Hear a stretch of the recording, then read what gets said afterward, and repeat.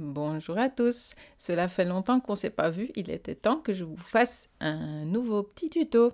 Alors ceci est un petit DIY, un petit bricolage de rouge à lèvres on va dire. Pour cela vous avez besoin d'un petit bol en métal si possible et avec un petit bec, c'est très pratique pour verser le produit final. Vous avez besoin d'un petit étui pour rouge à lèvres ou baume à lèvres. Et puis, je vais utiliser un baume à lèvres que j'adore, qui est d'une consistance assez dure. Donc, c'est très pratique, vous allez voir pourquoi. Et puis, vous pouvez utiliser un rouge à lèvres que vous avez déjà, mais que vous ne pouvez plus utiliser, car vous estimez qu'il n'y en a plus, mais vous allez voir qu'il y a encore plein de produits dedans. Ceci est le numéro 17 Plum Rose, que j'adore, de Milani. Alors, vous voyez, c'est une consistance assez dure. Il y a beaucoup de cire d'abeille dedans, en fait. Et ça nous arrange bien. Je prends à peu près 1 centimètre. Vous pouvez en faire plus, mais ici, c'est une petite expérience, car j'ai jamais fait ça avant. Donc, je ne veux pas trop gaspiller si jamais ça ne réussit pas.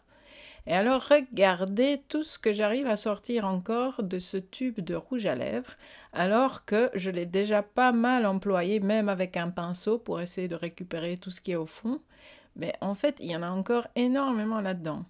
Donc ici, si vous voulez, j'ai mis à peu près la même quantité de baume à lèvres et de rouge à lèvres aussi. Mais si vous voulez que ce soit moins teinté, vous pouvez mettre plus de baume à lèvres et très peu de couleur. Alors évidemment, vous devez faire un petit bain-marie, ce qui veut dire un petit fond d'eau dans une casserole chauffée. Mais comme vous voyez ici, ce n'était plus assez chaud, donc j'ai tout remis sur le feu et je l'ai chauffé jusqu'à ce que tout a fondu. Et ensuite, il faut aller très vite car, comme vous voyez, c'est déjà sec. Donc, j'ai tout réchauffé et comme il fallait que je vous l'enregistre, il fallait que j'aille très vite, donc vous allez avoir plein de vapeur dans la figure, mais vous allez voir qu'il faut verser directement, sinon ça durcit très vite.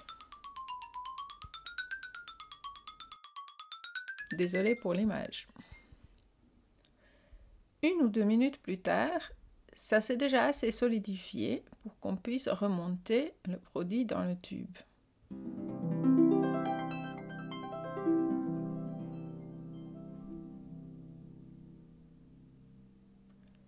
Ce n'est pas très joli, car avec ce système d'étui, vous avez la grosse vis au milieu qui va toujours faire un trou dans le produit, mais ce n'est pas grave. Si vous voulez, vous pouvez le lisser avec le doigt tant que ce n'est pas encore complètement solide.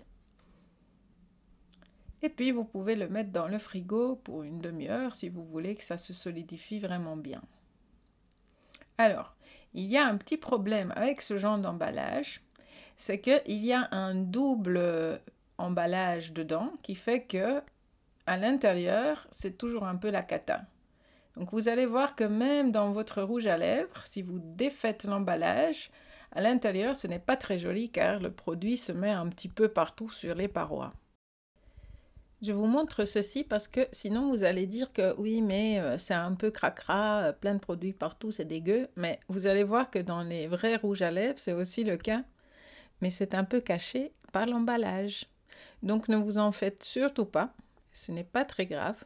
Si vous voulez, vous pouvez même cacher ces parties-là après avec un autocollant.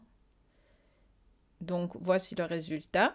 Comme vous voyez, c'est assez pigmenté. En fait, moi au départ, j'avais l'idée de faire un baume à lèvres légèrement teinté.